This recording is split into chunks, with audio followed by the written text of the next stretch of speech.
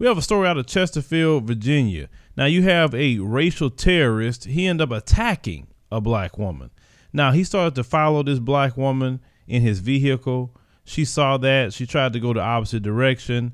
He ended up coming up to her, hitting her car, then pulling her out of the car, trying to chase her. And when she ran into a business, he trying to break into the business until police end up getting there after people restrained this terrorist. Let's go roll the clip. According to Chesterfield police, a black female was in her vehicle last Wednesday turning on East 100 Road from Rivers Bend Boulevard. That's when she says a vehicle pulled up beside her and Ellis started shouting at her. The woman says she turned around to head the opposite direction on East 100 Road to try to get away from Ellis. The victim says he caught up to her and rear-ended her vehicle.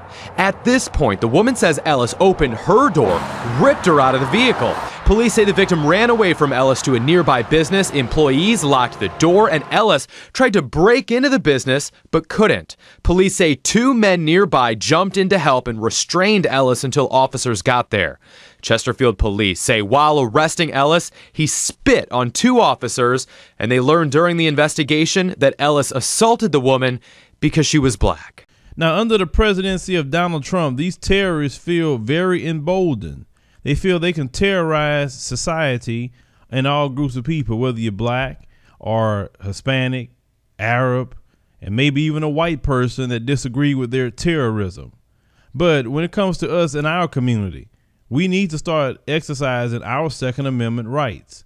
When you have these racial terrorists running around America going to pull you out of your car, you're minding your business, going to whatever location that you are going. I wish that sister had her self-defense on her and he would have met his maker, because that stuff he was doing was a clear-cut case of self-defense if she would have had her firearm. You know, you have a lot of these racial terrorists feel they can get away with the things that they used to get away with back in the 40s and 50s because of who's in that White House.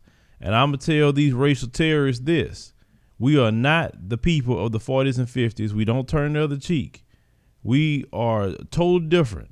So don't think you're going to sit up there and start terrorizing us like you did back in the 40s and 50s. That's not going to happen. Because one thing I do know, you start terrorizing us like that, you're talking about black unity, we'll do that overnight, every time.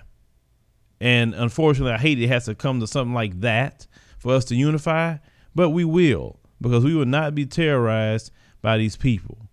This sister didn't do anything to this fool at all.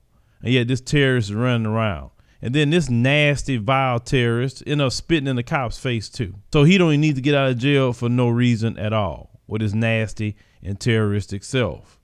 But we have to keep our eye open in this day and time. You never know with these people, what they doing running around thinking they're going to harm someone just because you are black. Make sure you check out our Teespring store. Support the show by purchasing merchandise. Join us on Patreon for a minimum of $2 or $5 per month. Each level has its own perks, and it definitely helps us continue the show. Leave me a comment. Let me know what you think about this terrorist. Share the video, like the commentary, and subscribe for more news stories.